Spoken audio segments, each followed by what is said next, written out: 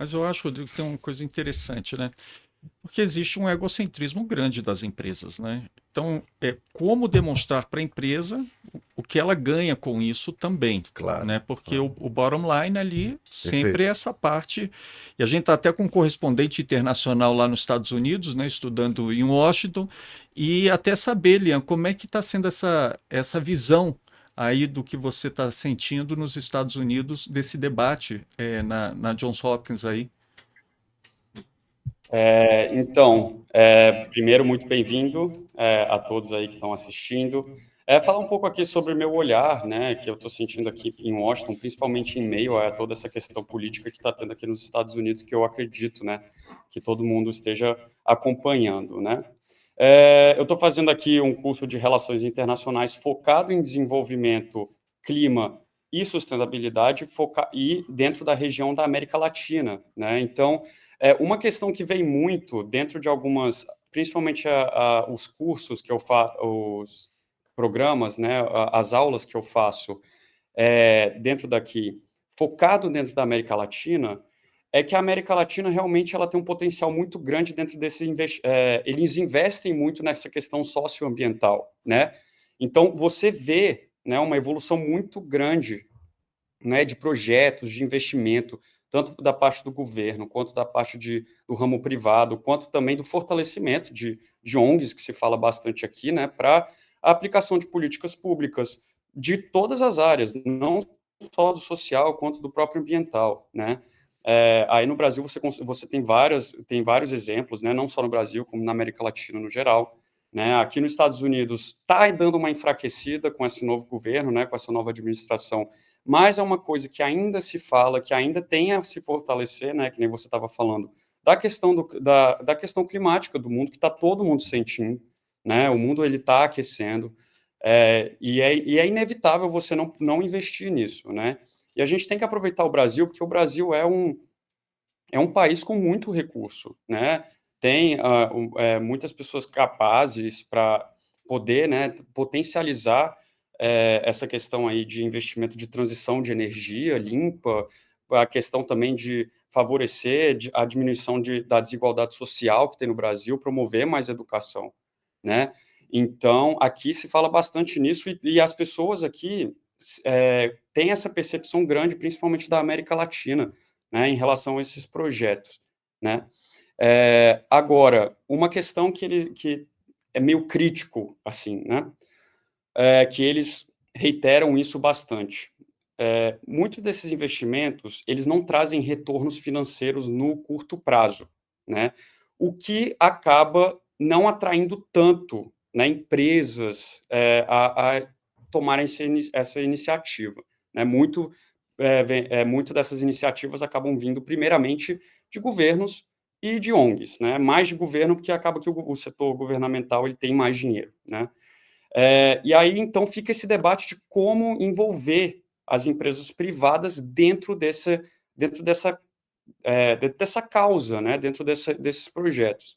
Eh, então tem vários, eh, exemplos, né, de subsídios que fazem, de incentivos, né, o próprio Brasil você consegue ver vários incentivos dentro, por exemplo, no ramo social tem incentivos, parcerias público e privada entre, por exemplo, capacitações da Petrobras, com o Unesco e empresas privadas, que a Bancos de gente já fomento, participou, né, dentro Lian, dessas também capacitações. fazem, Lian, é só Oi? um parênteses, bancos de fomento fazem empréstimos mais atrativos a partir do momento que a empresa também está dentro do eixo da sustentabilidade, quer dizer, para tentar trazer também esses benefícios de curto prazo que você está falando, né?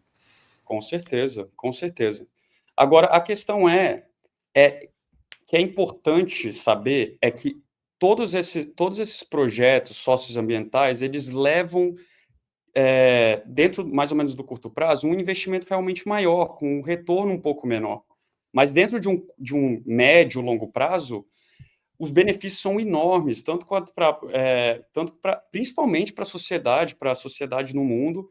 As empresas também elas recebem os seus retornos financeiros foi mostrado, né, alguns estudos aqui que eu aprendi, que eles recebem tanto os retornos financeiros quanto principalmente o retorno econômico para a própria sociedade, dentro de um país, dentro de um estado, no próprio município, até de forma continental, né? Então, é, é mais ou menos nesse sentido que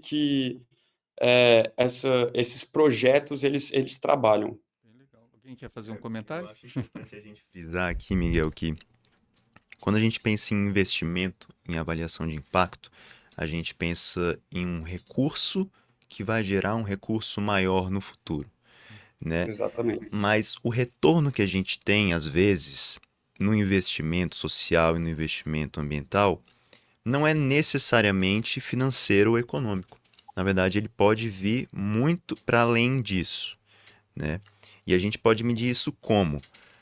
A partir de custos externos que seriam evitados com o que a gente teve de ganho. Vou dar um exemplo. Se a gente investe em saúde, se a gente investe em, digamos, redução de uso de agrotóxicos, de insumos químicos em uma determinada região que afeta uma comunidade, é bem provável que trabalhadores dessa área que estão sujeitos ao que se chama de contaminação ocupacional, exposição ocupacional, é bem provável que esses trabalhadores tenham custos externos com saúde no futuro reduzidos, porque eles vão deixar de estar sujeitos a doenças relacionadas à exposição ocupacional a agrotóxicos, e isso vai diminuir custos da máquina pública relacionada ao sistema de saúde público, por exemplo. A mesma coisa a gente tem para outros casos de meio ambiente, para casos sociais, de situações de vulnerabilidade que gerariam custos maiores, não só às empresas, como à sociedade e ao Estado. Então, é um investimento que também, nesse sentido, gera muito retorno. Muito bom, João. Né? Eu acho até assim, dentro da perspectiva do Estado mínimo, até isso funciona, porque muitas vezes a gente fala assim, não, aí isso vai reduzir o gasto público. Mas vamos supor, como nos Estados Unidos, que o custo com saúde é uma coisa enlouquecida hoje, né? Com os seguros, você tem o Estado mínimo na saúde. Praticamente você não tem um sistema de saúde pública nos Estados Unidos. Só que o endividamento começa a ficar muito grande a partir, né, de enfermidades de saúde. Então, eu estava lendo agora, estava nos Estados Unidos semana passada, e estava lendo que 30% das famílias estão perto de uma falência, né? E que essa falência ela é justificada 40% desse em função das contas de saúde.